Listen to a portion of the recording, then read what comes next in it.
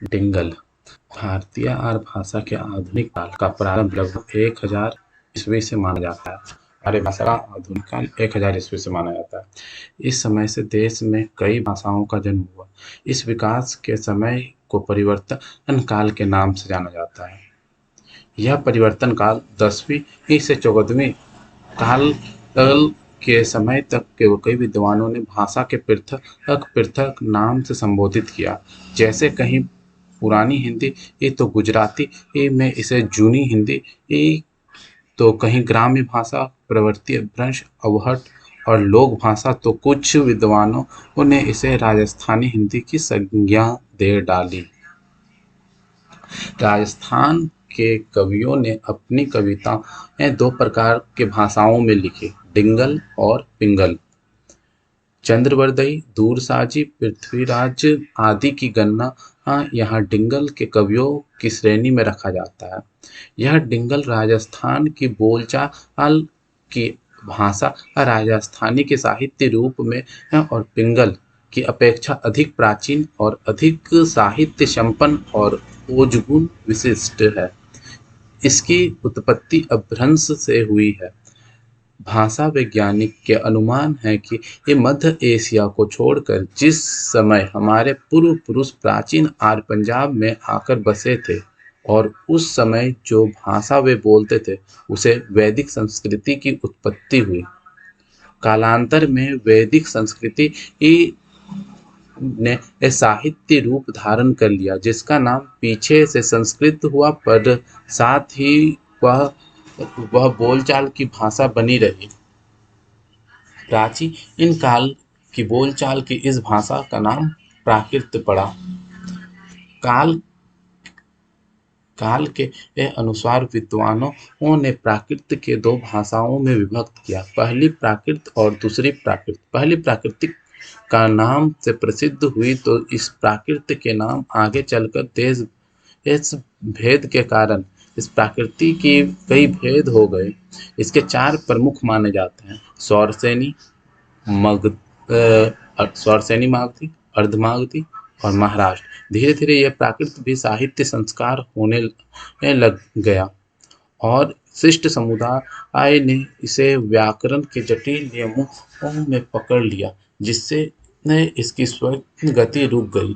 इसका प्रचार क्षेत्र केवल पढ़े लिखे लोगों तक ही सीमित रह गया, परंतु इसके साथ साथ जनसाधारण की भाषा को जो प्रवाह अबाहत के रूप में चल गया, वह उत्तरोत्तर बढ़ता गया और अंत में प्राकृत भाषा के रूप में प्राप्त हुई, जो आजकल अपभ्रंश भाषा डिंगल के नाम से प्रसिद्ध है। अर्थात राजस्थान के प्रसिद्ध भाषा को डिंगल की संज्ञा दी गई।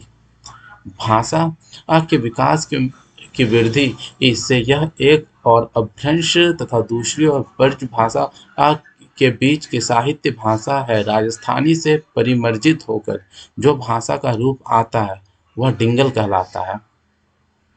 भिन्न भिन्न विद्वानों ने डिंगल की व्युत्पत्ति विभिन्न प्रस्तुतों में की है। Doctor A.L.P. टेसिटरी ने डिंगल का असली अर्थ अनियमित अथवा गंवारू सिद्ध किया। ब्रज भाषा पिंगल कोमल समस्त थी, पर डिंगल स्वप्न इसी पिंगल के साम्य आधार पर डिंगल का नाम पड़ा। उपयुक्त कथन असत्य प्रगति होता है, क्योंकि डिंगल सुशिक्षित चरणों की साहित्य भाषा भी गवारा नहीं। हरप्रसाद शास्त्री ने डिंगल का विकास डंगल से स्वीकार किया, जिसके बाद से में पिंगल की तुक मिलाने के लिए डिंगल कर दिया गया। यह भी समीचीन नहीं जान पड़ता, क्योंकि डंगल का अर्थ मिट्टी का ढेला या अनपढ़ पत्थर होता है। डंगल का अर्थ मिट्टी का ढेला या अनपढ़ पत्थर होता है। इसके आधार पर यह डिंगल अपरिभाषित भाषा भी तो कैसे परिभाषित हुई। गजराज ओझा ने डकार वर्ग के वर्ण की प्रधानता के आधार पर डिंगल नामांकन की प्रधानता दिया है। पिंगल में यदि अलंकार का प्राधान्य था, तो पिंगल में डकार वर्ग के वर्णों का यह मत भी ठीक नहीं है, क्योंकि एकोच्चारण स्थानीय वर्णों में बहुलता के आधार पर और किसी भाषा के नामांकन में किया है।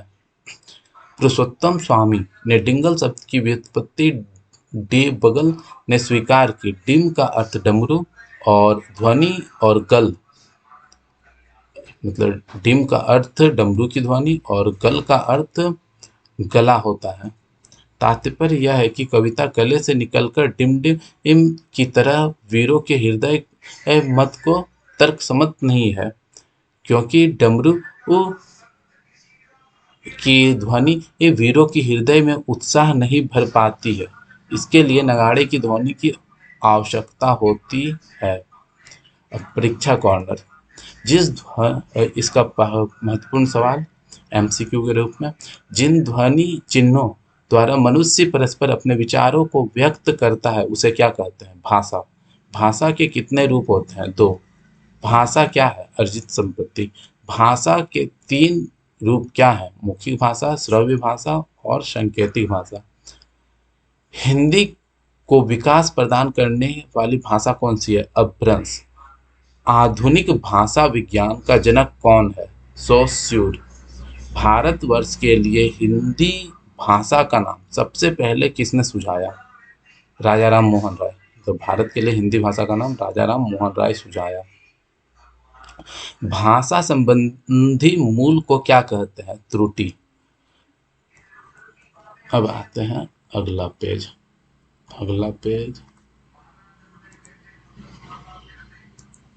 ये रहा अगला पेज।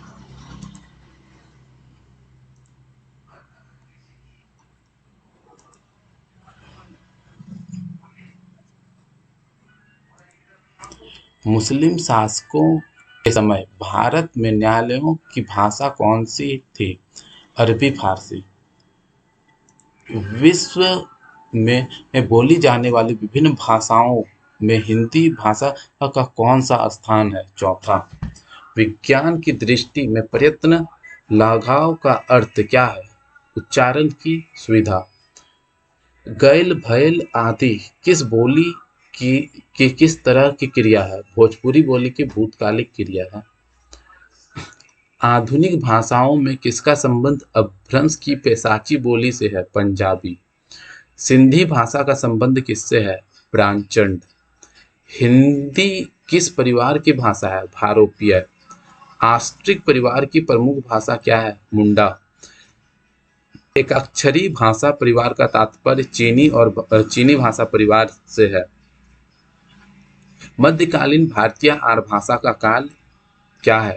500 ईस्वी पूर्व से 1000 ईस्वी पूर्व।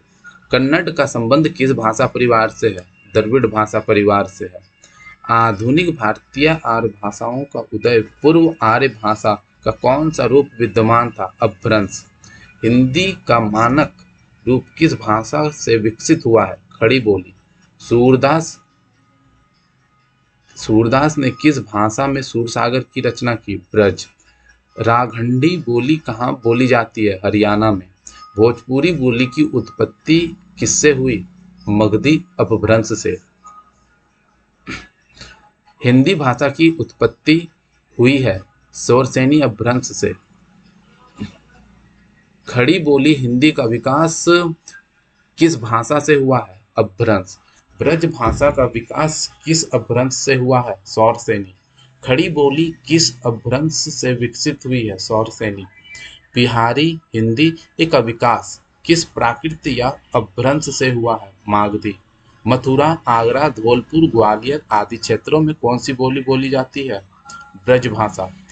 ब्रज हिंदी भाषा को किस भाषा के अंतर्गत रखी गई है? पश्चिमी हिंदी। पश्चिमी हिंदी की कितनी बोलियां हैं? 5। खड़ी बोलियां व ब्रज भाषा के अंतर्गत कौन सी आती है? पश्चिमी हिंदी।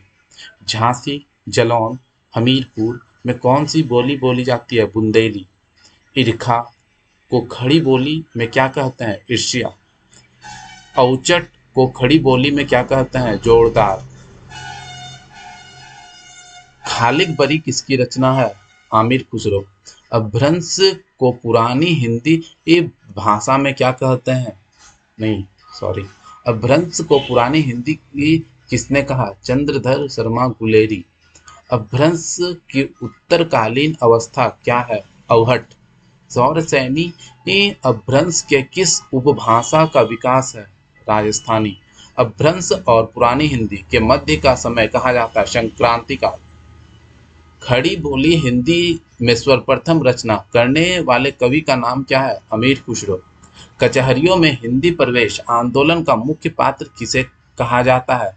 भारत मित्र। नागरी प्रचारिणी सभा का स्थापना नागरी प्रचारिणी सभा की स्थापना कब हुई? 1893। फोर्ट विलियम्स कॉलेज की स्थापना कब हुई? 1800 ईस्वी। महावीर प्रसाद द्विवेदी को किस वर्ष सरस्वती पत्रिका के संपादक के रूप में नियुक्त किया गया? 1903। संविधान सभा ने हिंदी को राजभाषा बनाने का प्रस्ताव किसने रखा? संविधान सभा में हिंदी को राजभाषा बनाने का प्रस्ताव किसने रखा? गोपाल स्वामी अयंगर।